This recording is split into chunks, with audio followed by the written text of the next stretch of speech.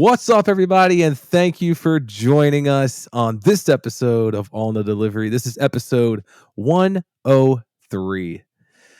Guys, thank you so much for tuning in. Let's go around the table here, shall we? Starting it off with my co-host down in West by God, Virginia, Luke. How are you, buddy? I didn't hear the soundbite. It threw me, but I'm doing really fucking well. I'm just laughing because right when we recorded, I just got to say the setup.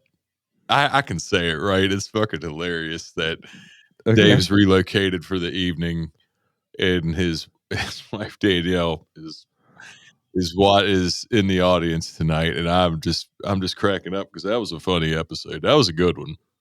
I forget what number that was, but go back and listen to that one. But no, man, as we record, I'm on vacation. All's good. Woo. Just chillaxing, getting shit done around the house, all that jazz. But yeah, doing all right, brother. Hell yeah.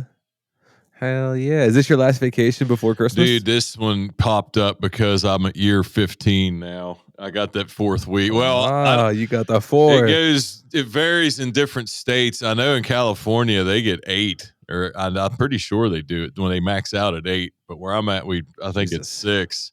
But now I'm at the 5. I'm at the 15, 20, 25. Still, God, stage of it. But yeah, man, I got that extra fucking week now. So. Good. And for the record, that was episode 81, Luke. Seems like so long ago. Doesn't it? Continuing going around the table, joining us tonight, the Roland Rogans. Guys, how are you? Still down in Florida? Yes, we'll be here for a while. It's my doctor appointments. Awesome. But it might be even longer, actually. I am going to get my ass handed to me tomorrow because I'm learning martial arts. Hey, of all times, I was going to bring that up tonight too. So, what a time for you to dive right into it. All right. I have to say, when we were talking to the sensei, and learning what Joe's going to be doing, I did get turned on a little. Joe, you're going Joe by the sensei, or what Joe's going to be? No, what Joe's going to be, not the sensei. No, Joe. So totally Joe. By the end of this, we're going to have a fucking showdown. It's with our Joe Rogan with the other Joe Rogan. Yeah.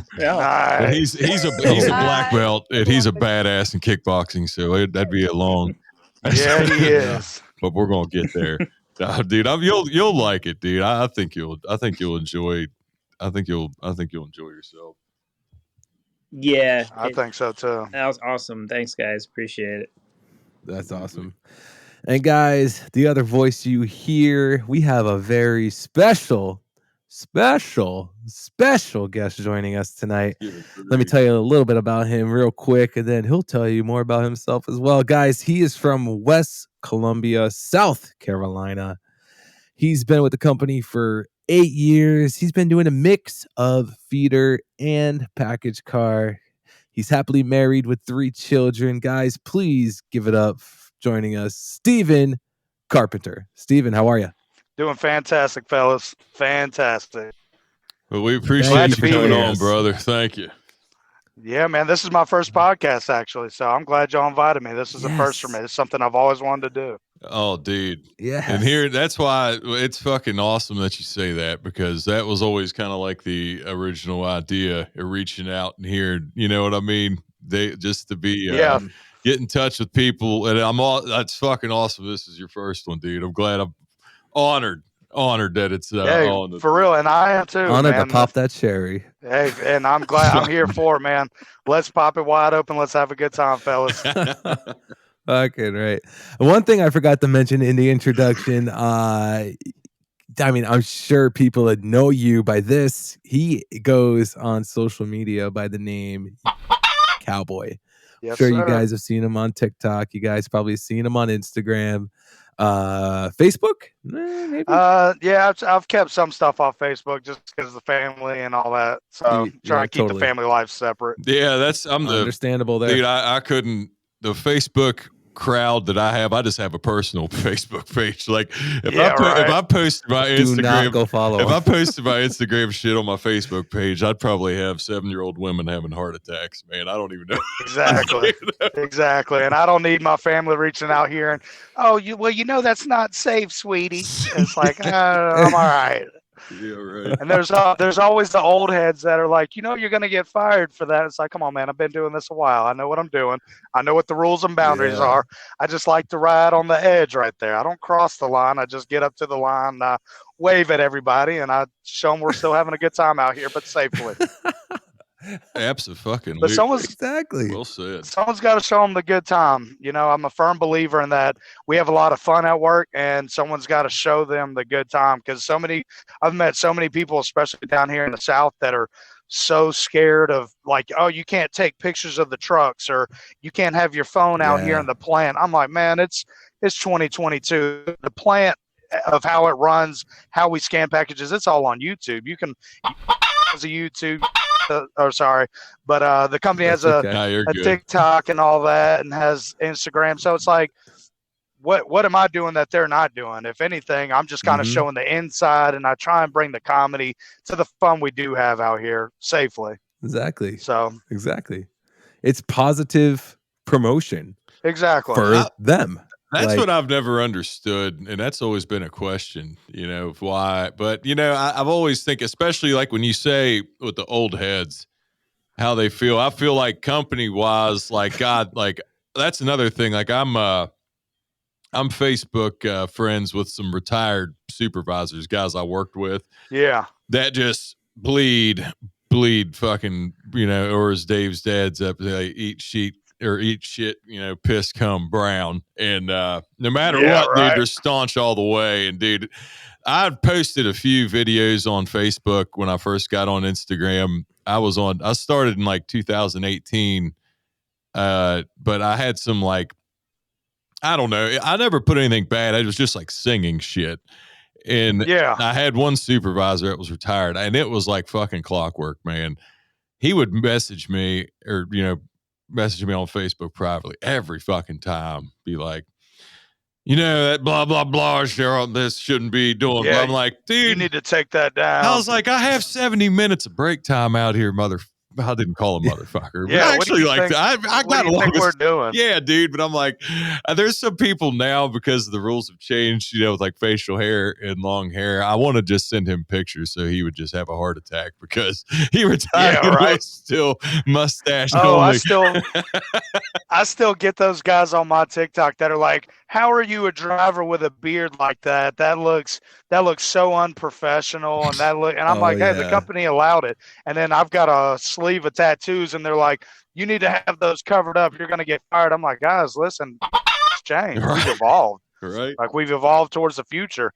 I mean, absolutely. So short of drivers at this point, we can't, or, the company's so short of drivers at this point, we can't really discriminate. We got to take what we can get at this point, Right. So tattoos. And then down here, we've had a lot of guys, even me. Now, I haven't had any heat injuries, but I was known for being soaked in sweat everywhere because of my sleeve. I had to wear a long sleeve package car shirt every day. And I was out there down here in South Carolina. It gets like 110 degrees, and I'm out here running packages. And of course, I have a busy country route. So I'm out in the heat running down these quarter-mile long driveways, these ranch driveways, where they're like, don't drive on my yard, but I want my package on my front porch. And here I am in a long shirt and a set of tires running up to someone's garage up here. I'm like, geez, I come back, my shirt was black. It was just dark sweat brown. It was disgusting, man. So I'm glad we've evolved them. And then shaving my beard, I had this beard when I started working with the company, loading and unloading. And it was a big deal for me to have to shave all this off just to drive. But, I knew what we were going to get paid. I knew I wanted to advance with the company, so I did what I had to do. So I'm glad we finally turned around, brought it back, because I feel more myself now than I did with a shaved baby face, and which for me, I have a baby face. I'm one of those fat guys. If I shave this beard, I got no jawline. Dude, so. I'm kind of – that's how – I'm there now. I had a jawline for a little bit, but then it went away. I didn't have a jawline. I was 280. and then got down to about 220, and I'm probably around I'm at like probably 250 ish now. And, okay, so yeah, that's about where I'm at. And yeah, I'm the same way because I can't grow the full on beard. I mean, I can try, but it gets all patchy. But this enough hides. Yeah, it hides the jawline. Yeah, kind of. Hey, can we talk about this real quick? Yeah, let's can we talk about Dave. this real quick because I'm trying so hard. Oh, dude, I'm trying so hard to grow one. I see it coming in. You know how many? Yeah. So listen though, right? I bought this beard growth kit. Yeah. That's coming in by like Amazon soon, and it's got one of those rollers, derma rollers. Yeah. Yeah. I've seen that where it like opens up your follicles and lets the hair push through and stuff like that. Right, helps blood flow and shit, and like all this stuff. And like, Luke, shut up, stop laughing. Stop laughing at me. So like, I'm legit gonna be trying to grow like a fucking beard. Yeah, man, let it grow. And you honestly, so just a little tip I've learned over my years of growing. Is to let it grow out, even if it's patchy. Let it grow, because if you've ever had any patches in your grass, if you ever let it grow, like the grass will eventually grow where it needs to grow. It'll grow where it can't grow. But if you're constantly shaving it, you're almost training it not to be there in a sense. So it'll always be there, but your patchy parts, and see, even I have parts or patchy parts. My beard looks like crap now, but I could never get this in full. But you'd be surprised, most of your beard comes from under your neck, which most of us aren't patchy here. It all grows through. It grows. Remember, your beard grows down. So it's really the sideburns that a lot of people judge themselves on. They're like, oh, it's patchy right here. It's like, grow the bottom of your neck out, let it fill out. Gravity will take over the rest. Fucking right, bud. Just let it grow. That's exactly what I'm talking about. If you ever watch any beard growers that say grow the year, which is like a no shave for a year. Don't trim it, don't cut it. See what you got after that year. I'm not gonna lie, you're gonna have some awkward stages. It's gonna look like crap. You're gonna want to shave it, and there's a lot of that. Like 4 months in, I was like, Jesus, dude, this looks like shit. But after a while, like I even had like these waves where my hair grew down and then it grew in and then it grew out. But over time, it fills out. Gravity takes over. You keep those oils in, and then the patches started to fill in, and then over time, it all filled up. So, best advice I could give is let it grow. Thank you. And like that's the one thing too. Like you were saying with like the oils, it comes like the little kit thing comes with the beard oils, with like the beard oil. Yeah. Yeah, because you'll notice about a quarter to half inch in of your hair length, you'll get real scratchy because the hair grows out first. So it grows out first, but then it starts to curl down and it like touches your skin.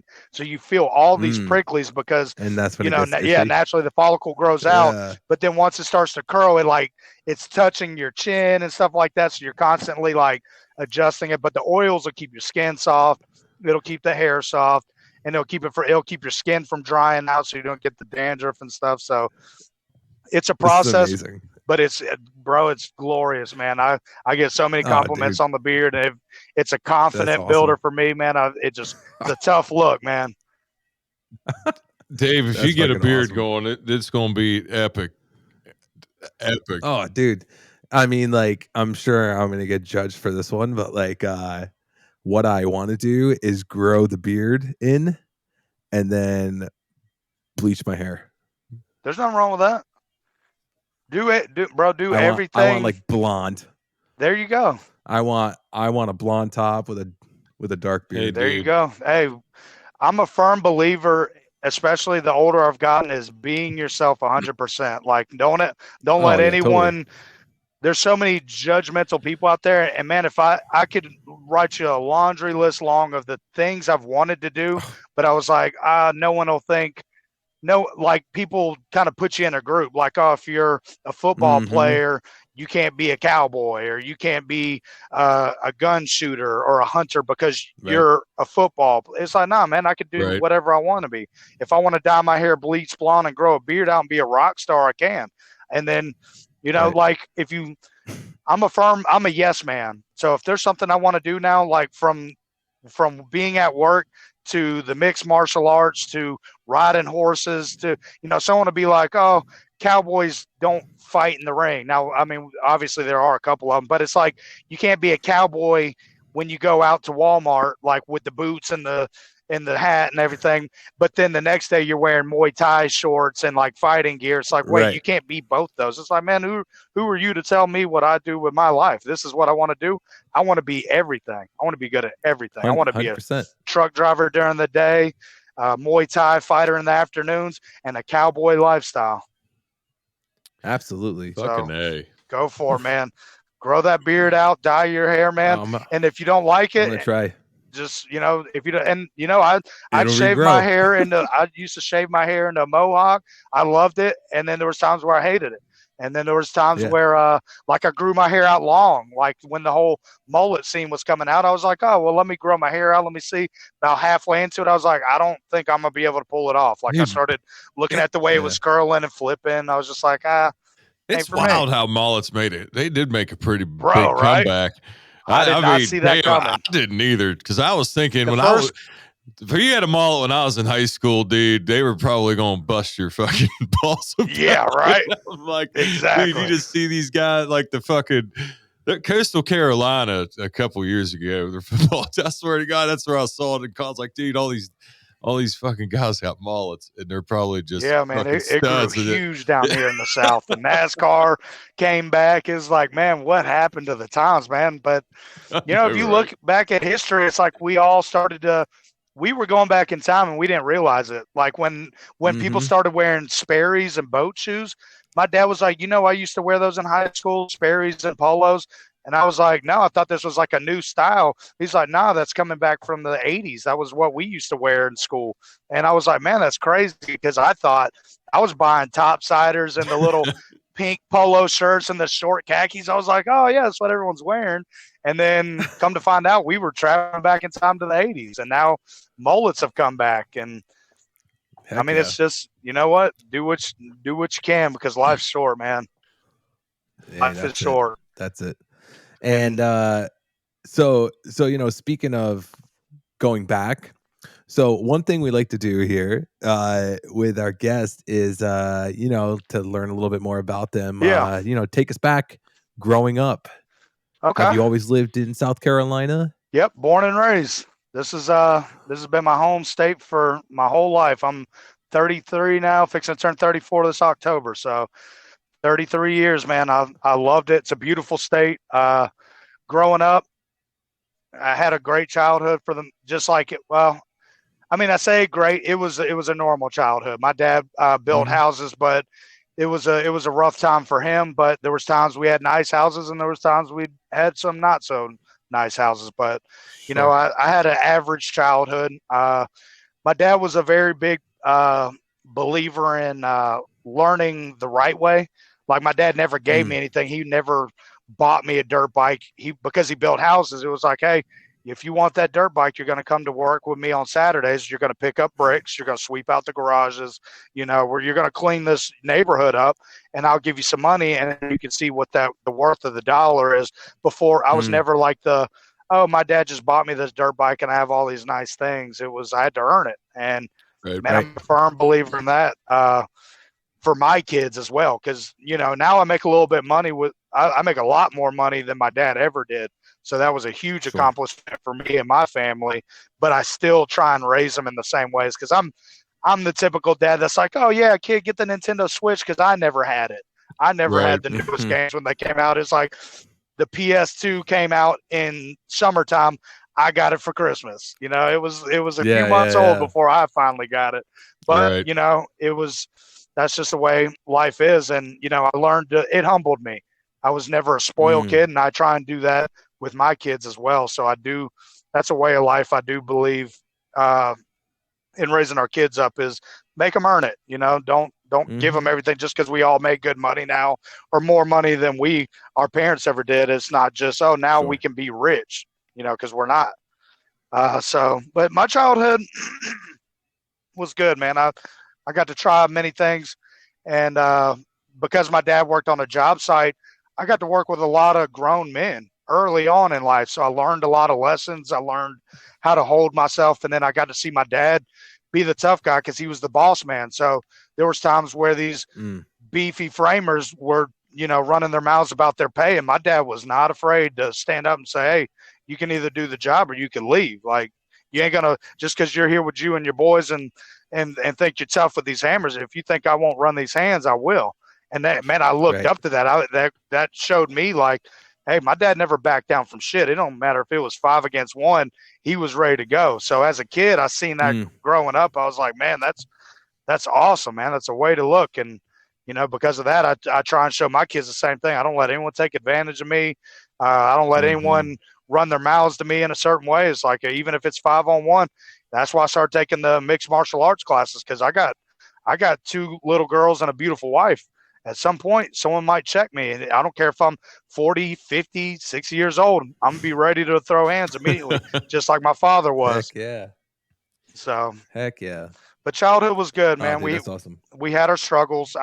There was times where, we were borderline not homeless, but I mean, borderline not having a place to go to all the time. Our houses weren't very nice. So I was humbled. There was a time where my dad was making good money. We had the new games. We had new cars. So the housing market was constantly up and down. So being with him, I learned a lot, man, real fast. So it was a great experience. Totally. Good deal, brother. Totally. And sorry, Luke, what? I didn't. You about to say something? I was just I wasn't going to. No, I was letting you say something. No, I saw you open your mouth. I thought you were going to talk. That was just the mustache moving. You'll learn about that soon, Dave. Yeah. Soon enough. Thank you. So 8 years ago, how did you end up getting started with the company? All right. So that was actually a cool story too. So I had a best friend that was already package car, and he was RTD, so he was back and forth. But he was constantly telling me, he was like, bro, you got to come with the company. You got to come here. And it was the loading pay that always pushed me away. Because, there was like $9.25 an hour at the time. So I was like, man, I don't want to make $9 an hour. I'm making $15 an hour. I did commercial garage doors for 6 years. And then the pay just was never going up. I was never really getting paid what I thought it was worth. There was guys making $22 an hour, and I thought that was huge money then because I was only making like 12 to 13 at the time. So I thought that was huge. But these non-union companies, there were so many times I'd put in 3-4 years with these companies and got nothing. I stayed at $12 a year. It was always the market's kind of down right now, so we're not going to be able to give you it was always a runaround when it came to raises. So I was like, man, y'all are working the hell out of me for no money. So at some point I was already kind of in the mindset I wanted to either like join the military or join a company that was going to guarantee provide not only for me but my family. I was looking for something with good benefits. So dude, it's so funny like that because before we got on and I was talking about those retired supervisors that I was Facebook friends with, and like them and everybody company, I feel like they would say along with others, like talking about, it doesn't come much better than, big brown job wise, yada, yada with money. And I'm like, yeah, because we're union. I'm like, yeah, right. They don't ever mention that fucking part. I'm like, yeah. Yeah, because if we didn't have it, man, we'd all be making $12 an hour. That's what I'm saying. And that's what they always fucking try to throw at them. Like, what do you think we don't see that shit? I mean, fuck. Yeah, right. Anyways, yeah, like, I just wanted to throw that in there. Just providing that for you. It's like, no, Teamsters is providing that for us. Yeah, dude. If they don't the company give had a shit. choice. No, they don't. But I was working at a paper delivery company. It was like bingo paper. They said warehouse work, so I was willing to take anything to just get away from garage doors, start somewhere different. Totally. Said warehouse work. I was forklift certified. I know that's a big deal to everybody, so I worked hard to get that certification. Sorry, excuse me. So I was working there, and the guy would come and he'd bring stuff, and I was always loading up my van, and he was like, you could be doing the same thing over here, right? And I was like, yeah, but don't I have to load first? Blah blah blah. It's like $9 an hour. I'm making 13 here. He was like, yeah, but if I told you what we make, would that change your mind? And I was like, well, how much do you make? And he told me. I was like, sign me up. When's the midnight? Because apparently you had to do a tour with the twilight sort or the midnight sort and then go through that whole process. So it was finally between my package car buddy telling me what he made and this driver telling me what he made. I was like, I literally cashed out on my little bit of 401k money, paid off my car because I knew making $9 an hour, I wasn't going to be able to make my car payment with what we were going to make a week. I think it was like after taxes, it was like $180 a week starting out. Yeah. It was not a lot. So I was like, you know, because it's part-time too. So I was like, I'm going to have to get rid of my car payment somehow, but I need a car to get to work. So I had like, I think like $8 or $9 grand in my 401k. Unfortunately, it was a chess move. While everyone else was playing checkers, I had to play chess with my life. So I made that jump. I had to cash out my 401k. I had to sacrifice my 401k, but I paid off my car, and I had no payments except for insurance, and that was cheap anyway. So I literally started loading, got in there, and it was just, man, it was fantastic. I got in there, and I was a beast. I had a couple friends that were already in the building loading too. So I had some guys that like kind of point things out and was like, hey, man, you're going to love it here. It's rough at first, but once you learn your belt and your sort, it all becomes timing. And, man, it just went up from there. Man, I started seeing the RTD list come up and the package car list come up and the feeder list come up. I'm like, wow, there really is opportunities coming up. Like, you know, because you hear guys like, oh, man, sign every list you can, you know, try and take every advantage you can to get out of here. And I was like, yeah, well, I haven't seen a list yet. I've been here like 8 months, haven't seen a single list. And then, of course, peak season started to come up and all the drivers, driver helpers and RTD. I was like, oh, man, I have an opportunity to get out here. So that's kind of how it started, man. I was delivering paper and my buddy talking about what they were making an hour. And I was like, man, that's double what I'm making here. If I could just sacrifice the loading part, serving my time. But, you know, like I said, you got to play chess. I had to cash out my 401k, paid everything off and dove right into it. And here I am now in sleeper teams. That's awesome. Highest paid driving job has other than going to fly the planes. Yeah, I thought it would be because I had talked to I'm rusty on the IG names because my account had gotten hacked and I'd started a new one. So there's a shit ton of people that I'd forgot. Like he's a sleeper driver in California, I think. Kyle on Wayward Son, I think is his IG name if I remember right. But I may have seen him. He had talked to me about, but that's what I thought that was. I thought that was the highest paid job, like driving job, other, you know, like you said, other than the planes. But that, and that it doesn't go anywhere up from there. We're the dedicated team. Do you work and I don't know a lot about it. Just remember what he told me. Do you work the 3-day or the 4-day like week, or or is it different where you're at? I'll go ahead and let you explain that because I don't know shit about it. Yeah, so I'll explain it. It's actually so what happens is they have 12 runs, and it's just like in package car where you can look and be like, all right, that's a country route. It's kind of scattered out. Here, let me go long story short. So in package car, you know, there's certain runs that have a ton of work. You're going to be working late. You're going to get hours. And then there's like some small runs, which usually the seniors take. They're easier. Right. You can leave late and come back early, but you're not really working that hard. They're kind of like training routes in a sense. Right. So it's kind of set up the same way. They post the 12 runs or however many sleeper runs they have. And your A driver bids because it's a 2-man team. The A driver is the most seniority guy, and then he gets to pick a less seniority guy or another seniority guy to ride with him, someone he usually trusts because you technically have the same job, just like 2 package car guys. Doesn't matter if one's been there 8 months and 12 years, you still do the same job, same packages, but, you know, one's helping. So just like when a driver would help in package car, you got one guy that's scanning, the other guy's running. Same job, same pay. Just one person's got more responsibility than the other.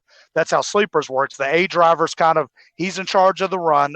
You're both in charge, but there's still he's the top seniority guy. If something goes wrong, they're going to go to him and talk about it. Okay. But they put it on a calendar Sunday through Sunday. They'll say this run goes Saturday to Thursday. And you're like, okay. And it has the mileage next to it, which is how you get paid, and where it goes to and the timing. So, and then there's some runs that are like Tuesday through Thursday. It's only 3 days. So it's like, okay, I could work that Tuesday through Thursday, still get my hours, and that's what I got bumped off of. I was on a 3-day run. But it's kind of, you pick what money you want to make in sleepers. There's the big runs and then there's the small runs. The big runs pay out huge, but you're gone all the time. And when I mean you're gone, when you leave your state, like the run I'm about to get on leaves Sunday morning, we don't come back till Thursday night at all. Like by Monday night, we're in California. So if my wife calls me and says, oh my God, the baby just fell off the bed and broke her leg, I'm in California. Now, it does compensate. We got really good supervisors, fast acting supervisors. They will fly you in an emergency over back to South Carolina. But that's still one of those risks you take as a family man. When you hop in that tractor and you leave, you ain't coming back. You ain't seeing friends. You're not watching football games on Sunday. You're working and you're at work. I try and explain it to people that, so let's say the tractor's as big as like a closet or a front porch in a sense. When you get in that closet or that front porch and you clock in, you're at work the entire time. Even when you're sleeping, you're still at work. I tell people, you know how you wake up, you get your cup of coffee, you drive to work, you kind of get hyped up, listen to your music, kiss your kids goodbye, maybe stop and get breakfast. There's none of that. When you wake up in that bed, you literally open up a curtain, you hop in the driver's seat, your partner goes back, you're there. You're already at work. So imagine coming in, clocking in Monday at package car, and you don't go home till Thursday. Like they just tell you, hey, when you bring your package car, go hop in that closet, take a nap, and as soon as you wake up, get right back in that package car. It's back to work. Right. No break, no time off. No, I'm gonna just run here, grab a beer with the boys. I'll be good by tomorrow, whatever, and start a new day. None of that. You're at work, even though you punched out and you're asleep. You're still at work. And if something happens, a wreck, tire blows out, you're stuck out there on the side of the road with your partner, just to suffer in a sense. So it's a big deal, but that's why they pay so much. So it's the risk for reward kind of deal. How much are you willing to risk for the reward? It is a high paying job. This run I'm about to go on, it grosses at $3,500 a week.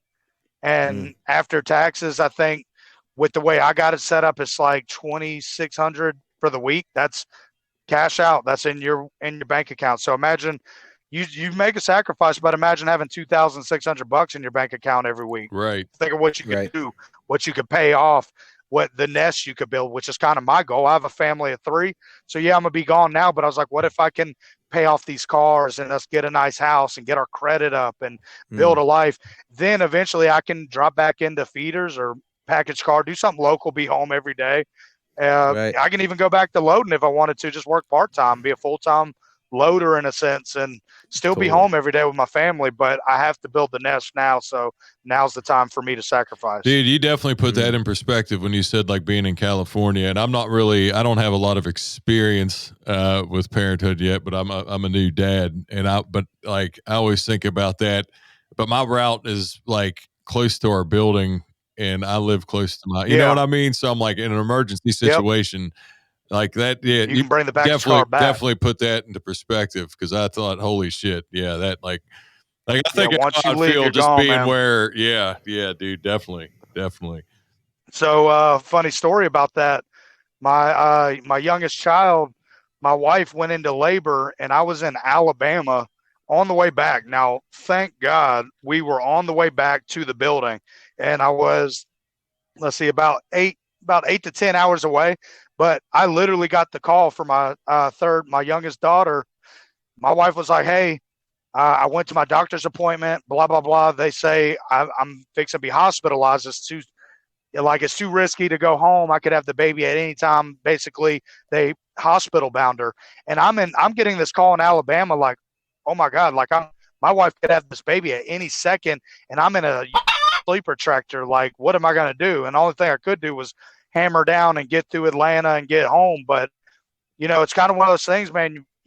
I had to leave because it's, we didn't know when the baby was coming. So it's like you can't call out for a month, Right. thinking, oh, any moment my baby's coming in, and I couldn't, bail on my partner and say, the company's not going to say, oh, just run this little training route for a little while, just in case something happens, you could go. It's like, no, you bid on a route, you've got to do it until it's an emergency in a sense. So that's kind of the risk I had to take. But luckily I came back, I made it, I was there in time for my child to be born. But Nice. that's one of those things, man. When you leave out, you don't know if your wife's going to go into labor. You don't know if someone's going to pass away, or if something's a car accident. Your wife gets in a car accident on the way home from work. You're not there to be there to support her, to help, to go pick her up, to call the tow truck. And sometimes you're even asleep. I sleep during the day sometimes, and things happen during the day. My wife can't call me and tell me about it. I wake up to 30 text messages like, hey, the baby's sick. Hey, I just picked the baby up from daycare. Oh my God, the baby's throwing up. I just took her to the ER. And then I'm getting this at like 1 a.m. Meanwhile, this was at like lunchtime, her time. So I'm like, man, it's just crazy the things that go on out there. So it's very risky as a family man. But like I said, the risk for reward, I have a very independent wife, a very loyal wife. So I'm comfortable going out. She supports me 100%. So very thankful for that. And and I mean, like, that's one of the things too, is like, we've talked about it before on here where, it takes a very special person, an individual, to be married to somebody who works for the company, whether it be, the wife works for the company, whether their husband works for the company, whatever it is, they are the ones that are home taking care of the family. They are the ones that are home putting the kids to bed, feeding the kids, giving them baths, like all that stuff. And then, what you're talking about, being a part of the sleeper team and being away for, like you said, the run's coming up, you're going to be away for 5 days. Yep. I'll leave Sunday morning and not back till Thursday. So everything's on her. Right. And that's like 5 days without your partner's help. Like, that's no contact. Shit. No, Shit. what we're like, even the kids don't even see me for 5 days. So that's even weirder. Like, I come home and it's like, seems like my kids grew an inch when I got home. I'm like, man, where's my baby going? But I'm not going to lie. It has its times where it's rough. It has its times where it's great. So it's just one of those things where you're meaning for it. I try and tell people when they talk about going into sleepers and feeders, it's like, what are you here for?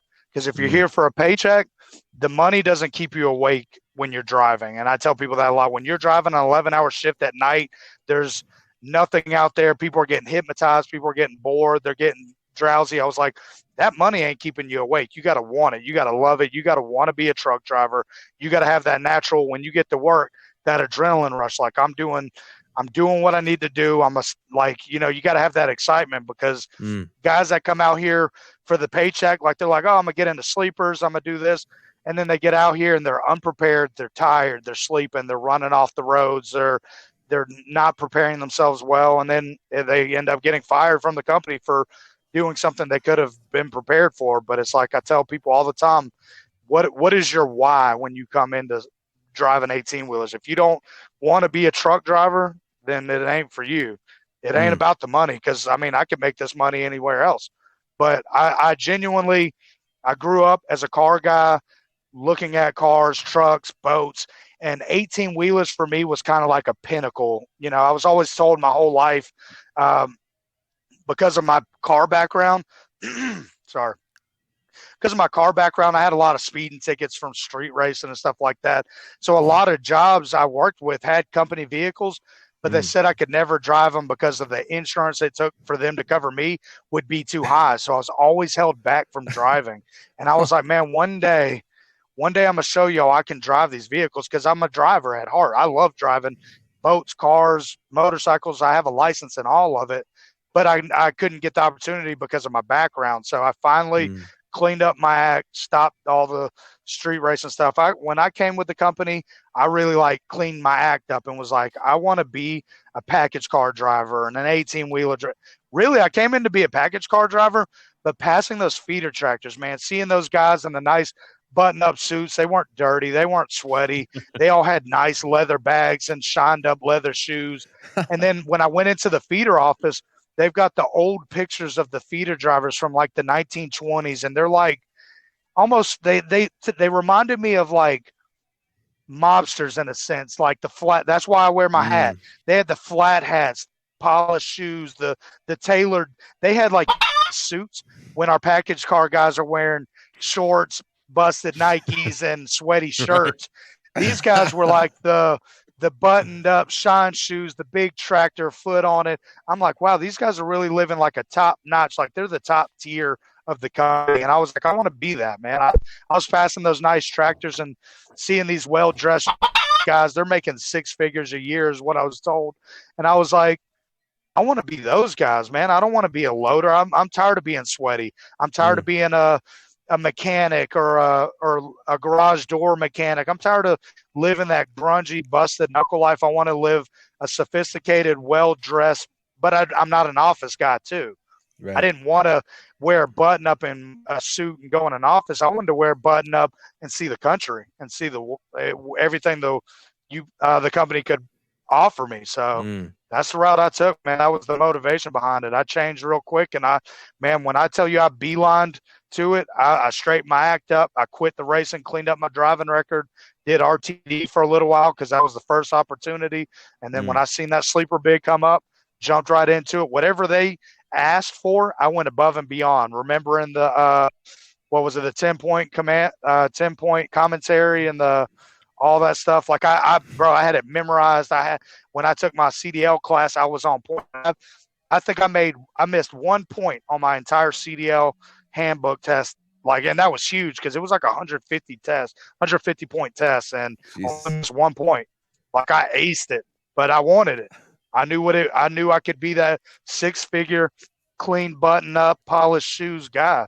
So that's awesome. That's so true, though. I've refused to conform to the new uniforms because I like the two pockets. But I'm exactly that fucking driver with my fucking uniform. So I totally get what you're saying on right. That. I do. Yeah, it's like it was a look, man. It's a part of history. I mean, if you think the company's been doing this since 1907, we're the originators. That's a lot of this company is another thing. I'd say it comes with, you got to have pride in what you do. You got to be proud to put on that uniform, proud to wear that shield. You got to the money doesn't get you through it. And y'all know from package car, that little paycheck at the end of the week ain't like, man, I'm sure glad I did all that. It's like, I like the way I look. I like when people are like, man, that's a good job. Or where do you work? And you tell them, they're like, wow, that's a great job. Y'all got benefits. Y'all got union. Y'all make this. And you're like, you know what? It is a good job. And I'm proud to work there. And that's my excitement behind my TikToks. I get fired up being number one. I'm glad we beat the competition every year. And that's like a pride thing for me. It's like we've been doing this since the early 1900s. Like, why not be proud, man? We're at over 100 years, man. 100 years. Fucking A. Man, be proud of it. Totally agree. Well represented. And totally, thank you for bringing that up, because that is going to transition us to TikTok. And we wanted to find out, why don't you tell everybody, how did you come up with the name Cowboy? All right, so that's a good story too. So we'll go back in time a little bit, because I grew up watching Westerns with my grandfather. He was a South Carolina country boy. He was also an Army veteran, Freemason guy, just all around button up, well-dressed, sharp man, but loved his Westerns, man. And I grew up watching those cowboys. Like, my favorite part about the Cowboys wasn't like, when people think of cowboys back in that time, they think cowboys and Indians like it was a constant fight. And I remember the Cowboys as they were cross-country travelers. They would just get on their horses and they'd ride down into the next town. Those guys would welcome them. They'd make friends. They'd stay the night. They'd try and offer something, get to know the community, and then they'd travel on to the next town. And eventually they'd get back to their town, and it was like they were kind of like the men. Like, man, you went here and you know people there, and you could tell people like, hey, if you go in this town, I got a guy that'd look out for you. And it was like the Cowboys were the good guys, man. When they were well respected, same thing. Had the nice hats, had the suits. They were just when they came through town, the women, the children, the women wanted to be with them. The children wanted to be them. The men wanted to be like them. It was like when the cowboy came into town, it was like, wow, man, that's a cowboy. Where is he from? What does he do? What does he have to offer us? When they welcome him in, and that's what I wanted to be growing up. I wanted to be a traveler. My dad grew up. We went on a lot of road trips. I got family in West Virginia. I've got family in Ohio, family in Alabama, big family in all those states. So we traveled to those states for holidays and stuff like that. And it was so cool being like, for me, it was being the Southern guy, because I'd go to Ohio and they were like, what is your accent? Why is he saying ma'am? And can I have a Coke? And they're up there like, oh, we got, grab a pop out of the fridge. I was like, I don't know what a pop is. And they're like, it's a soda. I'm like, oh, everything's a Coke in South Carolina. It's just grab me a Coke, grab me a drink. Like, so it was cool to be the Southern guy. And same thing in West Virginia. It was like rednecks meet the hillbillies in a sense. It was like they were country too, but it was like I was a different kind of country. I was like it was like they were the mountain country, that's what I love about West Virginia, is because my family in there, it's like they're the mountain country. Like they've got the 4-wheelers, the side by sides. They're hunters. They're terracing these mountains, versus we're the Southern cowboys. We're the deer hunters, the horse riders, the desert kind of cowboys. So it's cool when we got to meet, because it was like, let's see who's country or more. Even though West Virginia for us is considered the North, it's still like there's still country boys there. I've always said that because it's Appalachia, because we're right in the fucking heart of Appalachia, right on the dude. trail. So I've always said that our biggest advantage, one, is where we're at, and if we leave, like, I would have to say, it's like I've always said, if West Virginians, like, if the world went to shit, we might be the last state standing, because most people don't realize we're a fucking state, and right. But exactly. I said, if we got out of West Virginia, we'd be fucking done. We'd just get slaughtered in days. So I feel like I don't know, man. Y'all West Virginia boys we'd have to stay together. Because there's not that many of us. We'd have to stay compact. But I grew up looking at the mountain guys. Like we look up to y'all in a sense, because I go to West Virginia, and it's like the mountain men is a term there. It's like, oh, you don't want to be around the mountain men, like, because they're. When my grandma talks about the mountain men, I think of these like huge, burly outdoorsmen, like these, like, what's the, like, moonshine? Yeah, that's drinking, what I was just about to say. Backwoods, like when you hear the banjos, you need to run, like, kind of stories. That's the stuff I grew up here, and it's like, if you hear the banjos, you've crossed the line. And that's I love that, man. I love that about that state, is that, and like you said, it's kind of an unknown gem, man, because of the coal mines and them not being used. It's sad to see where a lot of that state's going, because my grandma lives in a poor part of West Virginia, and I see where the rivers come through and they flood and they wash these houses out, and then it's like the state just does nothing to rebuild them, man. It's just trashed houses down the river. I'm like, man, this place. My grandma would take me through the old, like, coal houses, and she'd point up and she'd be like, that's where the top coal miner lived. That was the well-paid coal miner guys. Those were the supervisors. I'm like, man, that was a thing, man. Like the top coal miner lived on the top of the mountain, and then the rest of the guys had the little coal huts. And it was like, man, to see this place in its prime, man, to go back in time and see the mines booming again, and how wealthy that that state could have been or was. They just got exploited, man. Still, I mean, at the end of the day, they got fucking it once it was, started to decline a little, and went down, man. I've said that for years, but I don't know, dude. I feel like there's still, like, it's so weird to me. There's a lot of opportunities still there to be with coal mining. It's not as dead as what most people around the country would think, but it's definitely not, it's not anywhere near, like you said, where it would have been like at its prime, at its peak. It's nowhere near that either. But there's still, but it's like, I don't know. I don't want to get into the fucking whole debate with electric cars or anything, but I'll just say this. Like I saw the one meme that a lot of people have seen when the thing ran dead, that it was getting charged by a generator on diesel. So I'm just saying fossil fuels are still fucking used. But exactly. It's definitely not. And it is, man, like where I'm at, since I'm near WVU, and it's not, you got the university around kind of there. Benefiting that side of town. It's better, but just within the areas. And then once you get out a little bit and go, it's definitely, it's not, the whole state pretty much has got, it's affected by it, but because of the university with some things, they just have, they've built more shit with them going to the Big 12 and getting all this money. They're like parking garages and like the trailer park there was a trailer park by the stadium literally for years. I grew up going, tailgated there, partied there. That got demolished for a nice as fuck parking garage. Right.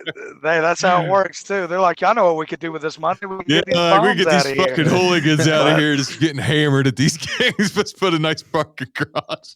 That's exactly what they did. But I can say, man, I love driving through West Virginia, and I get what you're saying is like West Virginia was known for its coal, and that was about it. In a sense, I think it's got a huge outdoor community. Like the hunting up there is great. The 4-wheeler and ATV, I see that's huge up there. A lot of like lodges and Airbnbs just for the 4-wheelers and stuff.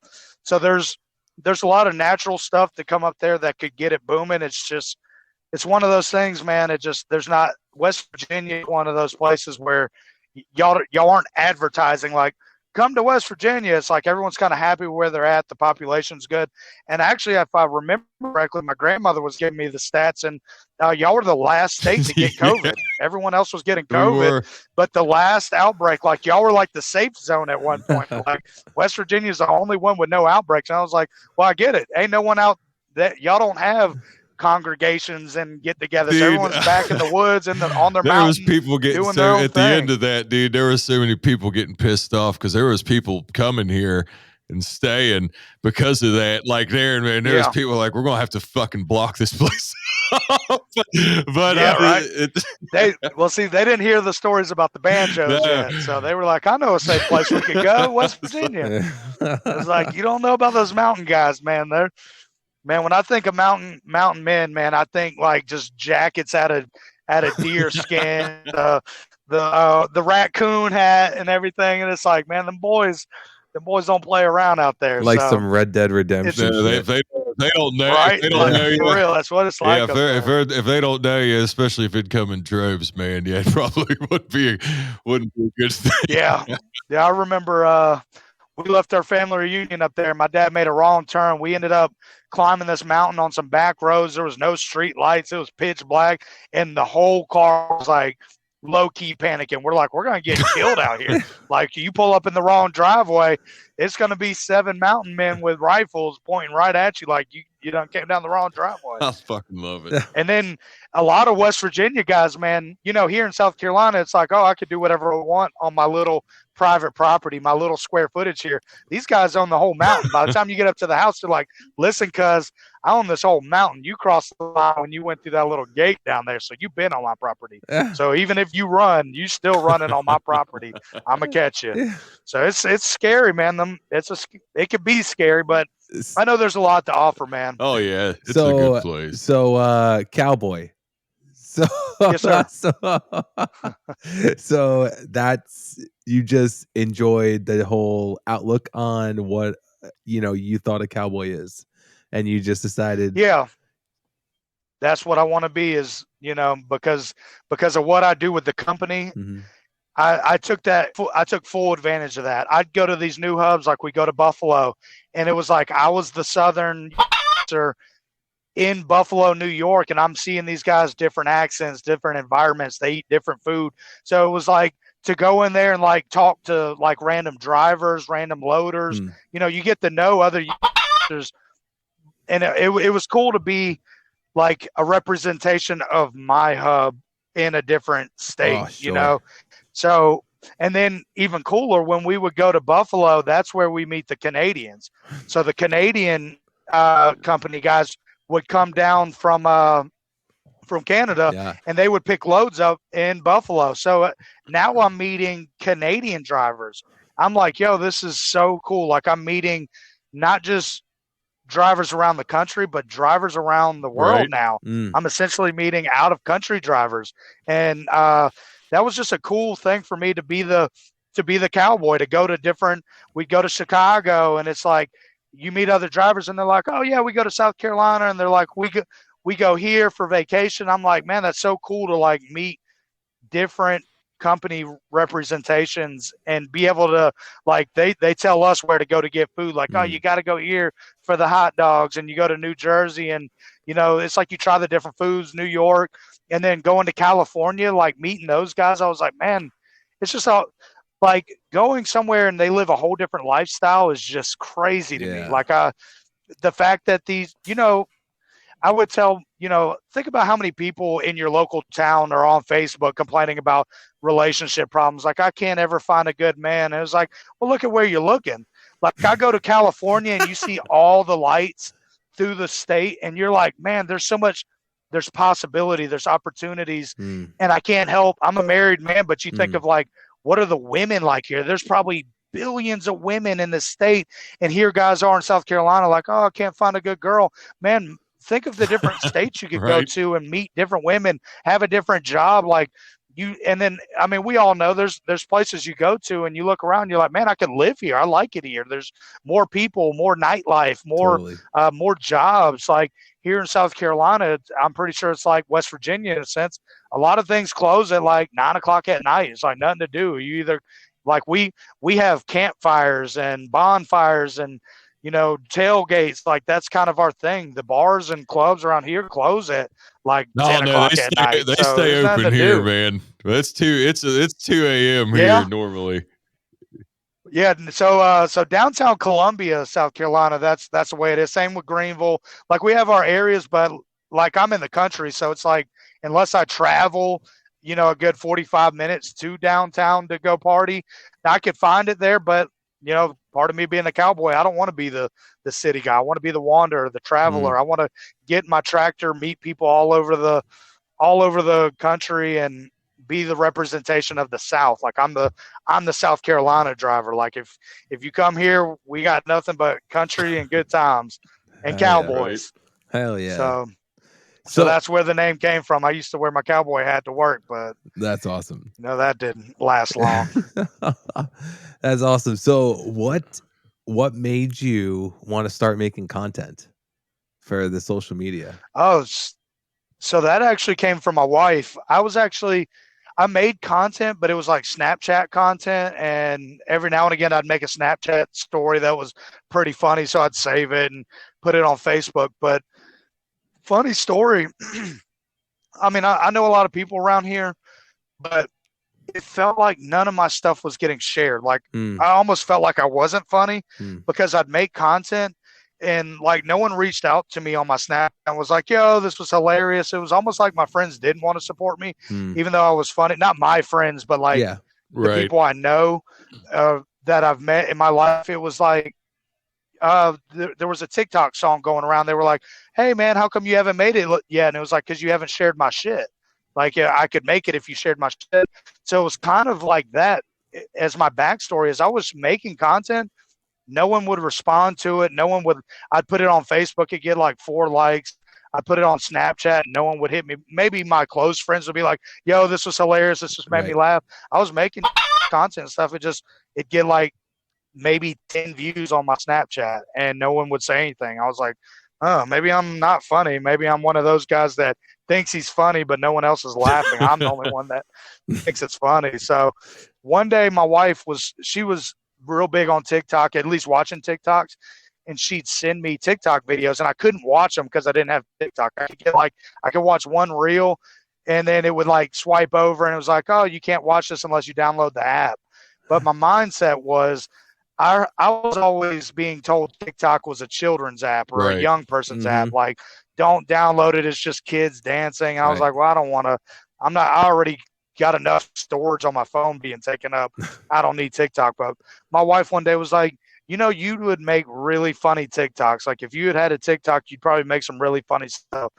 So, of course, I downloaded TikTok one day with her, and I was watching videos. And, of course, when you download TikTok, you put in what you're interested in. So it was like vlogs and truck driving and car stuff. And I was watching these things, hearing these sounds, and I slowly was like, I want to make a video. Like, I want to make like something cool, something promotional. Sorry. I want to make something promotional for you. Like, maybe I can, because I love the company I work for and I love doing what I do. So I was like, maybe I can make something promotional and it would blow up. And I started making videos, man. I started getting some likes, views, and it wasn't till the competition passing me video that blew up. That one, I had 30 followers at the time. I made that video literally overnight. I opened my thing up. I had 100+ notifications on everything. I had, and I literally uploaded, funny story, I uploaded that video in a truck stop randomly, and I even didn't want to upload it. I was like, maybe I shouldn't. I don't want to get in trouble. Like, it's a video of me driving. I was like, man, I don't want to get fired for this, but something told me just press the button. I was literally in a truck stop shower, and I was like, you know what? I'm going to press it, see what happens. And then it blew up overnight. I woke up and had like 80,000 followers on TikTok from 30 followers. I was like, oh my God, what happened? What did I do? Fuck? And there were so many comments, I couldn't even comment back. I mean, there was like 300,000 comments or more. I was like, how do I respond to all these? All these people are adding me and they want to see more. What do I do? Right. And man, it blew up overnight. And now I kind of make content just to keep, because I've gotten this many. And I've had so many people reach out to me like, man, I wish I could have that many followers. But honestly, I try and tell people I didn't want that many followers. I enjoy making people laugh. I enjoy laughing, talking, promotional stuff. I enjoy showing people the fun we have at work. I didn't expect it to be like, oh, now I've got this many followers. I need to like entertain people now. And that's kind of my backstory right there, man. It just, one video blew up and now I just kind of keep up with it just to, keep the followers entertained. So that's what I'd asked. I'd asked Jeremy, AKA the hot delivery driver. We had him on a few episodes ago. Yeah. And that's what I was asking about. Oh man, nice. I was asking because talking about notifications, and I asked him, so like when you make a video like that, and it has that many notifications, I was like, it just maxes out because that's what I told Dave. Like, it's not set up like, I'm sure people that have like, somebody like The Rock, he doesn't have his phone. He don't get every notification that pops up. He's not directly responding to those. Right. He's got a secretary. But like like when you're just on like just a regular person and you make a video that blows up like that, and all the like if your shit's set on every notification like popping up, your phone doesn't stop. I was like, dude, it literally would just fucking like you'd almost have to charge your battery. Yeah, dude, it was all day, man. I had to cut the notifications off. That's what I was going to ask if you had to cut them off, because that's fun. Yeah, I had to turn off I didn't turn off my phone. I just had to turn down I had to turn off notifications for TikTok because it was just every time I got on, like I'd click the, where it has your notifications at the bottom, it'd say 99 plus. I'd click it and just to clear it, and then I'd like click off my phone. It wouldn't be not even a minute or two later, I'd get back on. Another 99 plus notifications. And it was all like new followers, new comments, new likes, these shares, people duetting the video. I was like, oh man, this is getting out of hand fast. Dude, it's so crazy how that works though. Like, you're just like, the competition passing you, and then it's just like, with 30 followers, man, I was a nobody on TikTok, and then I became somebody overnight. So it was one of those things. It was like, wow, now I got the crowd. And I even did some research because I was like, man, there's a lot of people following me. And I think I looked up like the largest NFL stadium. I think it only holds like 98,000 people or so, or 80,000 people. Right. I mean, don't quote me to that, but it was somewhere around that range. And I was like, I've got more people following me than NFL stadium fully loaded. And I was like, that's huge. I was like, imagine standing in front, standing on the 50-yard line in the largest NFL stadium in the country, and stadium's packed, and they're all watching your one video you made. You know, I'm like, man, that's a crazy feeling to me. I was like, man, I gotta, you know, Kevin Hart it, man. You got to sell the show. Don't get. That's kind of my motivation. It's like, hey, you got this many followers, man. You got it. That's why I don't post all the time, because I'll make videos. I'm like, that's not what my followers want to see. They don't want to see the random little vlogs I make, because I can tell I'll make videos and they'll get like 200 views. And I'm like, oh, what happened? Because sometimes I post a video and it'll get 80,000 views. I'm like, so they must not like it, which I'm glad I brought that up, because there is one thing I wanted to bring up about the TikTok algorithm. You know, there was one point where I wouldn't even post my kids on my TikTok, because if I made any videos of like me on family vacation or something with my kids in it, it was like TikTok would hide it because I didn't have my uniform on or the logo on, or wasn't related to what I got famous for the company stuff.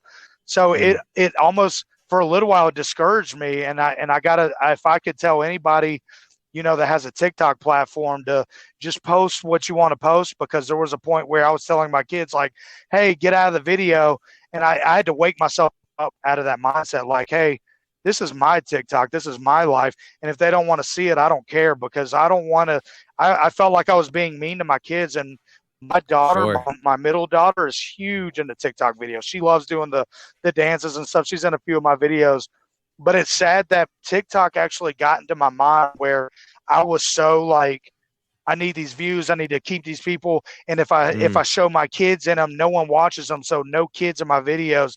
I was like, man, who am I? Like, my kids love TikTok and they want to be in my TikTok. So I had to have a reality check with myself and like, bro, bump the followers, be you all the time. Just like we were talking about with the beard and the hair, be you all the time.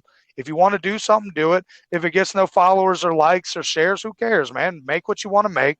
If it blows up, it blows up. If no one watches it, who cares? Like, because I want to look back at it and show my daughter, like, oh, you remember when we do this TikTok? Because a pride moment for me I have now. My daughter now comes to me and she's like, can we watch those TikToks we did together? Can I go through your TikToks? And it's like, man, now it's like I'm glad I made that call, because I felt like I was starting to let TikTok control my lifestyle versus letting me control my lifestyle and let TikTok just deal with it. So if I could give one advice to any kind of social media platform that explodes, don't let the algorithm control you. You control your platform. Let the algorithm do what it needs to do. If it tanks, it tanks. I'm not here. Like I said, I never wanted to be famous. It just blew up. And now I'm entertaining. But if you don't like what I have to offer, go somewhere else, man, because these are my kids. This is my life. I'm a truck driver. I'm a cowboy. I like to do my MMA stuff. I'm a family man. I'm a dad. So if you don't like that content, dude, scroll on. But I'm going to keep making it. That's what I wanted to make sure to bring that up with the MMA stuff, because I saw the videos of you hitting the heavy bag and kickboxing and stuff. And you said you do Muay Thai. Yeah. I had a couple questions. I didn't have you. Have you fought like in a sanctioned thing before ever? Like done any type of amateur stuff or anything like that? No, I thought about it, but I really came into it for the training, because it was like I had some boxing training. Like I trained at a buddy's boxing gym back when I was in high school and learned a little bit. And then I got into girls, cars, football, stuff like that, and just kind of dropped it. It wasn't cool at the time. There was no UFC then when I was doing it. So it was like, what was the real hype up, you know?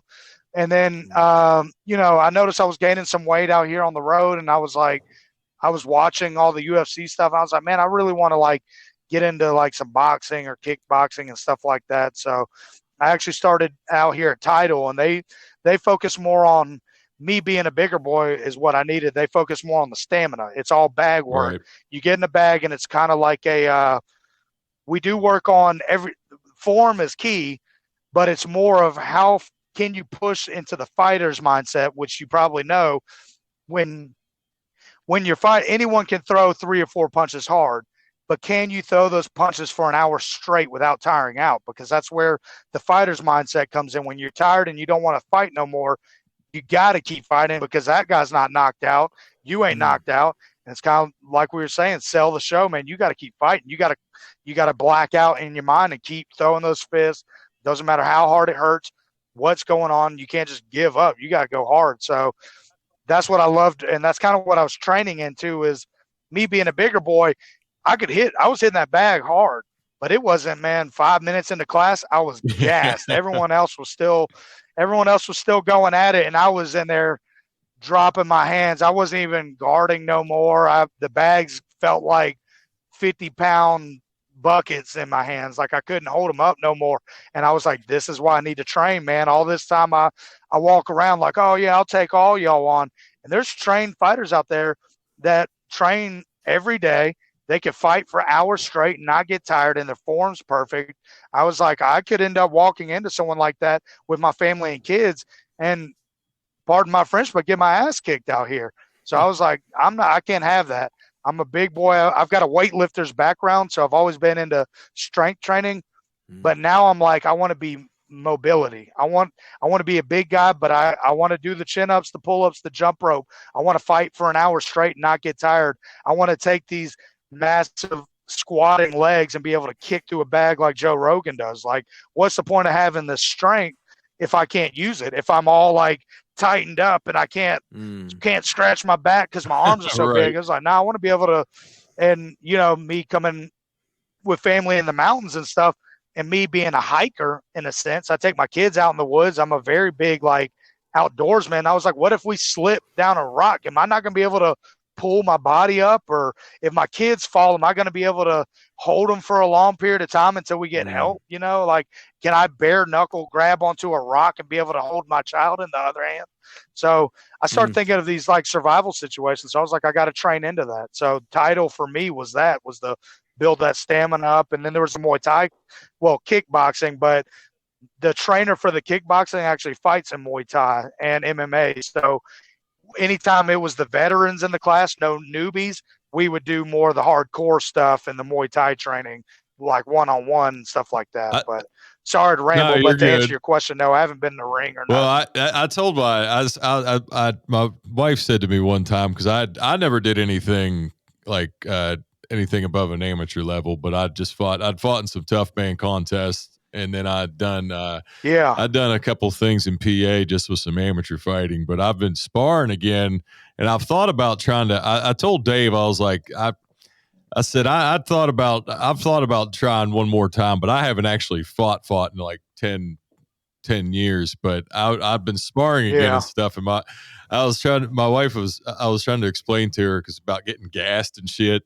And she was like, I don't understand if you just get hit in the face, how you just can't get mad in one. I was like, it doesn't work like that. I was like, when you're tired in that setting, because I was like, you don't hate the person across from you for the most. I mean, normally, I'm sure some people spar that they don't like each other, but you know what I mean? I was like, you're just so tired. Right. I was like, you just got to remember to keep your hands up. But like you said, when you're gassed, feels like 50-pound bags and fuck. But it's man, fun, I can't tell you. So and then fun. It really is, man. I learned to love it, man. It came at first. I was mad at myself for being as weak as I was in that from a stamina standpoint. I knew I was powerful with the hits, but I wanted to be able to be powerful for a long period of time. And I learned from class, it's not about the power. It's about dialing it back, using that jab to keep the distance and saving the power for the right hook, and then in kickboxing, keep using the teep to keep someone back and then bringing the roundhouse on around. You know what I'm saying? It's like, I learned a lot, and I'm glad I did, because I had a whole different mindset, kind of the same thing. I'd watch UFC fights. I'm like, why is he just sitting there? Like, hit him, or why is he just letting this guy do that? And then I got into that class. I was like, now I see why you're holding your hands up like this and getting the hell beat out of you. First 2 rounds, you may be good. That 3rd round, man, your arms are like this. Like, you're barely keeping them like this. Like, I used to drop them. I was using my elbows to guard my face because my shoulders were stronger than my forearms at that point. So I was just, I'd be guarding like this, like resting my hands on my head. So I learned a lot, and and I definitely want to keep practicing. I've had to back off because once I got bumped, I'm basically an on-call driver. So like even right now, they could call me into work at this moment. So I got to be ready at any time. So I haven't really had the time to train. I've got a title heavy bag I work on and practice the stuff I know, but I would like to get back into like sparring in the ring. But I think I'm going to take Muay Thai specifically. I got a Muay Thai gym down the road for me. That was what I loved. I did boxing, Muay Thai, and MMA. But I felt like I liked the Muay Thai atmosphere. Like even to the point where I was like, I want to go to Thailand and do like to visit the Tiger Muay Thai gyms and train with those guys for a week. Right. Like just like that's the kind of guy I am. If I get into something, I don't just get into it like 50% or 80%.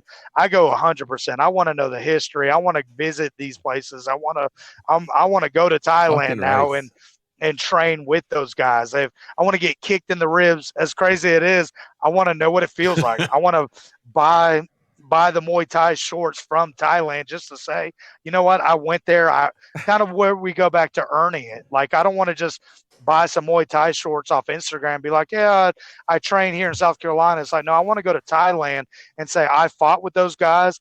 I bought the shorts from these guys. I earned the right to wear these shorts. I don't, like, I'm not a poser. I earned it. Right. So, and that's still in my future. But like I said, I've been kind of on call.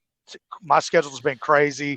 Money's been tight because there's some days I only got like 2 days of work for the week. So y'all know that lifestyle. You only work 2 days. That ain't going to cover all the bills. Yeah. Not with 3 kids and a wife. So I was like, man, there's times I've had to work side jobs with my buddies just to stay afloat. So I'm fixing we have a bid coming up right now. I've got an A driver that wants to pick me up. So I'm about to go back into sleepers.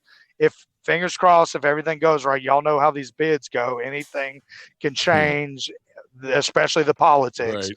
These guys like to get in here and sling their seniority around and be like, oh no, he can't do that. I'm taking that. And then next thing you know, you had a plan, now it's gone. So, but fingers crossed, I get back into it, get back into sleepers, and I can start training again on the weekends. I'll have Fridays and Saturdays off. So that's 2 days I could get training in. 2 days a week I could be back to training. But also awesome. To get back into what you were talking about, I worry about getting in a fight because I worry about getting a broken nose and a busted lip and then having to come, like for y'all delivering packages. Yeah. Imagine delivering packages with 2 black eyes and a broken lip. I've had my nose busted up a little bit a couple times because in that gym that I've been in once, because I started in the wintertime and once it got fucking hot, I was like, there's no AC in there. We have a like an overhead garage door that we open up and a couple side doors, but it doesn't ventilate well. So I was like, I don't wear the headgear nearly as much. And I'm like, I'm like, it's hot as fuck. I'd rather just get hit. And so I was like, dude, I'm sweating more. It'll glance off the sides of my head more anyway. But I got busted up pretty good one time. I had a couple people all looking at me. I'm like, I was sparred. I did nothing. It's okay. It was fine. It wasn't an accident. And see, that's another thing too, man. When you put on your uniform, it's like now you're representing the company, but you've got like 2 black eyes and a broken nose. And it looks like you were in a bar fight versus when you're like, and you go out and you could wear like a boxing shirt, something with the logos on it. People are like, oh, he's a fighter. That's understandable. But when you come to work like that, it's like, oh, man, did you get roughed up at a bar and then come into work the next day? It was a bar fight. Yeah, exactly. People don't think that company guys like us are just out here fighting in the ring on their free time, you know. So that's my fear of getting in the ring. I'm afraid I'm gonna get busted lip. I mean, now honestly, if I keep my gloves up, I ain't gotta worry about nothing. But you know, obviously, there's no such thing as a perfect fight. I understand. So that's my thing. But I'm gonna enjoy the training because, man, it's a great way to shred weight. Dude. I went from like 265 to like 245 lean. Like I was still, obviously I have a bodybuilder background in a sense. So I was muscular, but now I was mobile. I was flexible. All that stretching we did in class and all that, I was like, man, I feel great now. I've got energy. I feel young. I feel like I could take on the world. I still catch myself outside of the sleeper tractor, and I'm like running drills and stuff just to get a sweat going during my breaks. Like, but yeah, I need to get back in it, man. I was kind of hyping it up. That was another thing with TikTok. I'd make my fighting stuff and get no views. Yeah. I'd make a whole video about like me doing my boxing stuff outside, and it was like it'd get 200 views, but then the next video I'd post with the uniform on, I'd get 20,000 views. I'm like, man, what is going on here? It's like, yeah, it's crazy, dude. They kind of control what people see, and I'm like, it started to make me want to direct my content towards them. Now I'm just like, I'm gonna make what I want to make when I make it, and they either like it or don't. So, hell yeah. I wish I'd fucking hope that fucking moving on with all of it if it works out for you, brother. I appreciate it, man. I'm looking forward to it. And maybe down the road, I'm thinking of maybe even promoting like a competition fight. Like maybe me in uniform against them in uniform, like to raise money for like children's cancer or something like that. Like something to Children's Hospital. But like, you know, the competition versus us, and like really hype it up. Let them get someone to train, me train, and then like we get in a ring and, you know, and let all the proceeds just go to charity. But in a sense, think of how many people want to see that fight. Like that's what my content blows up on is us versus how many times y'all been delivering a package and they're like, oh, the competition just walked out, they beat you, you know, or the competition said y'all were late today or something. I'm like, oh man, you know, people want to see that fight. They want to see us fight out there. They hate that we're friends. I know. It's so funny. They're just waiting every time. Yeah, they do. They totally do. And I try and keep the beef alive. I feel like that's what my page is all about, is us versus them. I try and keep the beef alive. So that's kind of that's where I've directed my content, is us versus them, and us being number one, kind of the pride thing, and then some comedy in between. Right. So of course. But yeah, I think maybe down the road, maybe we should get it together and see if we can't get like a promotion. I thought about maybe doing like a foot race, us against them, you know, because we're always out here running packages. Like, let's see who's faster. You can have like the Parcel Olympics. Right? Yeah. That'd be awesome, man. Us versus them, dude.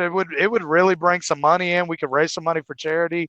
It's not a bad idea. Maybe we do something like that, you know. Like, the company who could be like the quickest one to like deliver a package. Yeah, right. Imagine doing the hurdles with a package in your hand. Yeah. Shit. That's awesome. Or, you know, they do those charity walks. I know it's big in California, where they set up like 30 treadmills, and it's like firefighters and policemen in full uniform, and they walk like 20 miles on a treadmill nonstop with fully geared.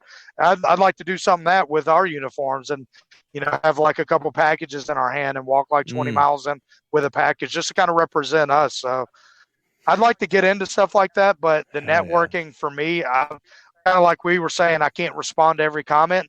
I'm not really good with the networking. So people reach out to me like, hey, you know, we could sell this, we could do that. It's like, man, if I'm not making content, I'm with my family. If I'm not with my family, I'm on the road. Like, you know, I don't have time. Y'all know, delivering packages, you ain't got time to answer the phone and sit down with meetings, and, you know, look how hard it is with the podcast, trying to get guys together, get times on time, and get people together. So that's my problem, is the networking. But I have all these ideas, man.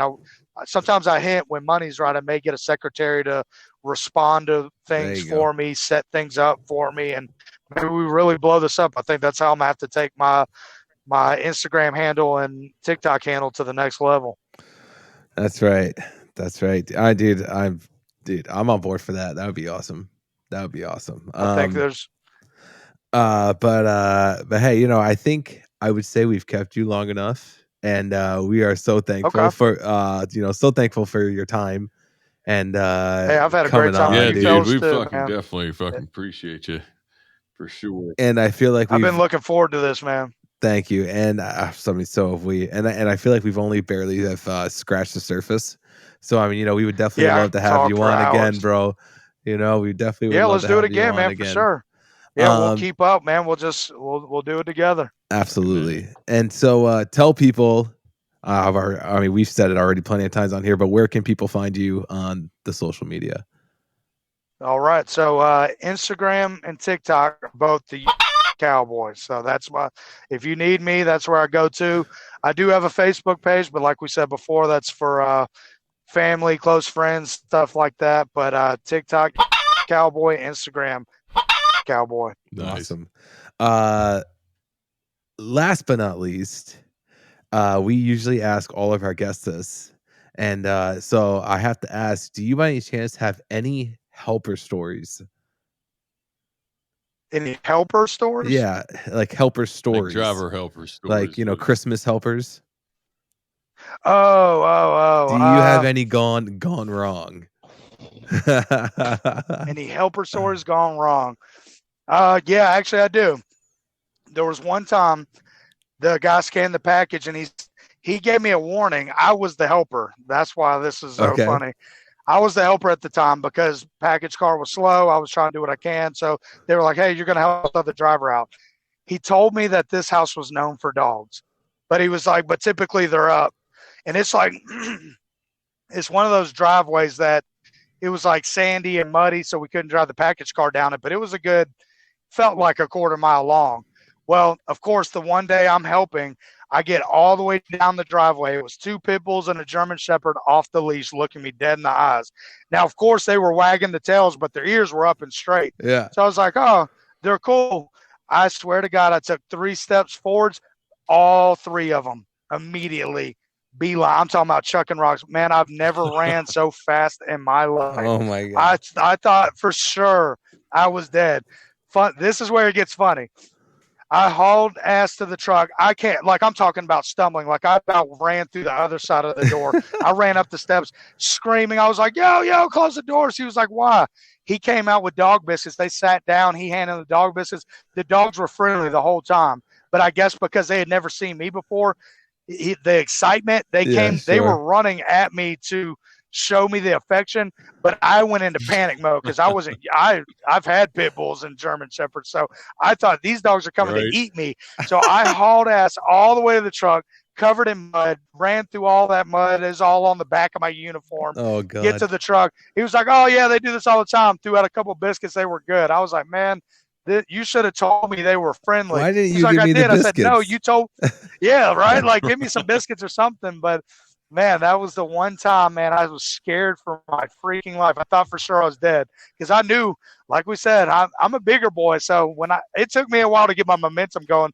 These dogs were on my tail, but I couldn't tell you how close they were. I didn't look backwards. No, I was that's a good thing rocks. you didn't. Mud was flying. I could feel the mud in my hair because it was one of those rainy days on the dirt road. So I could feel the mud behind me, like coming up on my head. Oh, God. But I finally, literally, I was like, I'm glad I didn't trip and fall because I felt like I would have busted my teeth off on the staircase.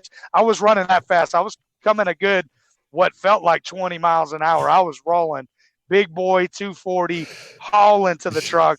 All because 3 friendly dogs were chasing behind me, and they were friendly the whole time. Yeah, 3 friendly dogs, man.